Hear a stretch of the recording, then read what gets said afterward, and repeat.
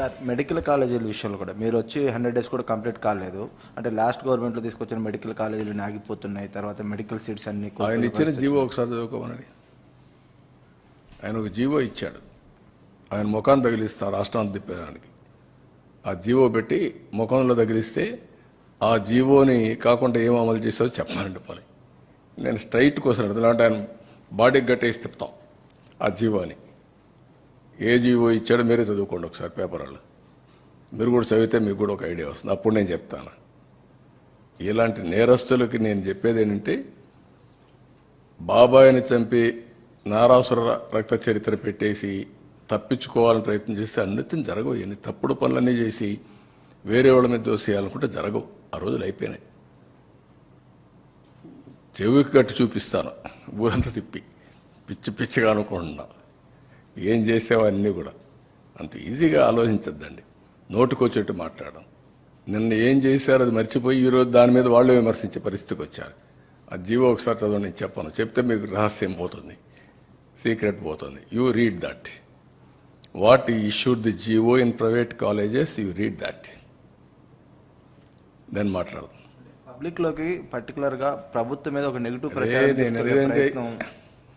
నేను కాదా, నువ్వు చదువయ్యా, చదువు. నేనని కదా సార్, అంటే ప్రభుత్వం పైన మీరు కష్టకాలంలో క్రైసిస్ నుంచి నేనేమంటానంటే, అంత ఇరిటేట్ అయిపోవాల్సిన పనిలే వీళ్ళ గురించి.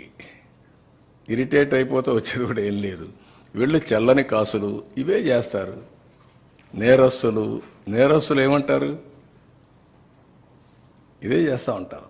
మీరు గుర్తుపెట్టుకోవాల్సింది, ప్రజాహితం కోసం కొంతమంది పనిచేస్తే ప్రజలకు ద్రోహం చేయడానికి కొంతమంది పనిచేస్తూ ఉంటారు. ఇప్పుడు కాదు, కలియుగంలో కాదు, త్రేతాయుగంలో కూడా చూసాం, ద్వాపరయుగంలో కూడా చూసాం. ఆ రోజు కూడా యజ్ఞాలు చేసేవాళ్ళు రాజులు, రాక్షసులు వచ్చి చెడగొట్టేవాళ్ళు. రాక్షసుల మీద పోరాడుతూ యజ్ఞాలు చేసే పరిస్థితి ఇప్పుడంతే. It is a continuous process.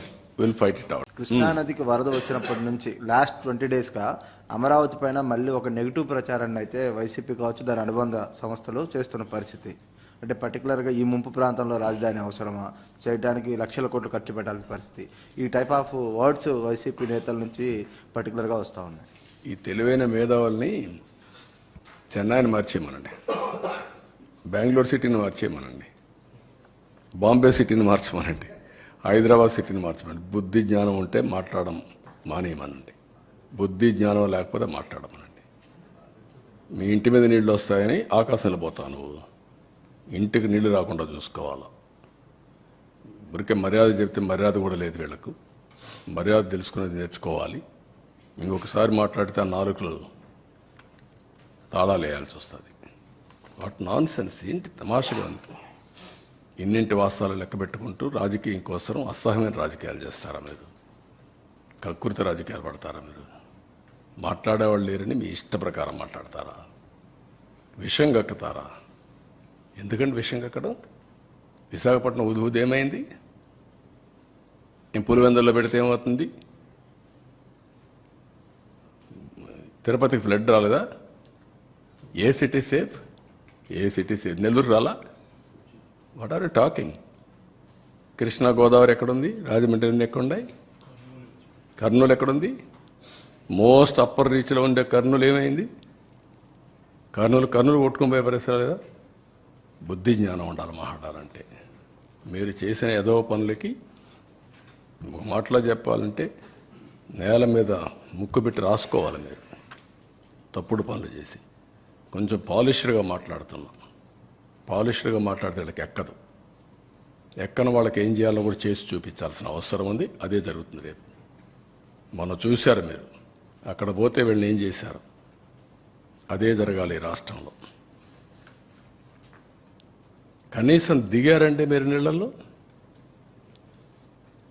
East Godavari జిల్లాకు పోతే రోడ్డు మీద తిరిగి మీరు వస్తే మీకు బాధలు తెలుస్తాయండి. మీకు నీళ్ళల్లో దిగనవాడు, బురదలో దిగేదానికి నీకు ఆలోచన చేసేవాడు, నువ్వు ప్రజాసేవ పనికొస్తావు నువ్వు అంటే ఏమనుకుంటున్నారు మీరు? అంటే ఏది చెప్పినా నమ్మేస్తారని అర్థం.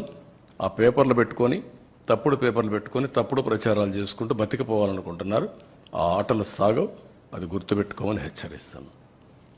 అందుకే ప్రజలు కూడా 11 సీట్లు ఇచ్చి ఏ విధంగా తీర్పు ఇవ్వాలని ఇచ్చారు. That it self is an indication. ఊరంతా ఒక దారి, వీళ్ళది ఇంకొక దారి అంటారు. ముసలివాళ్ళు అంటే నడవలేని ముసలివాళ్ళు పెన్షన్ డబ్బులు తీసుకొచ్చి ఇచ్చి ఒక నెల నాకు పర్వాలేదు, లేకుంటే 4-5 నెలలు సేవ్ చేసుకున్నాను, ఈ డబ్బులంతా ఇస్తానని చెప్తే బుద్ధి జ్ఞానం ఉందా మీకు? ఎంత రెస్పాన్స్ అండి? వై పీపుల్ ఆర్ గివింగ్ అంటే అమాయకులు వాళ్ళు.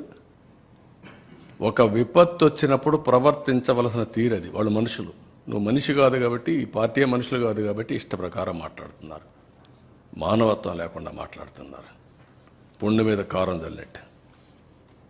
పార్టీ తరపున అనౌన్స్ చేశారు అమౌంట్,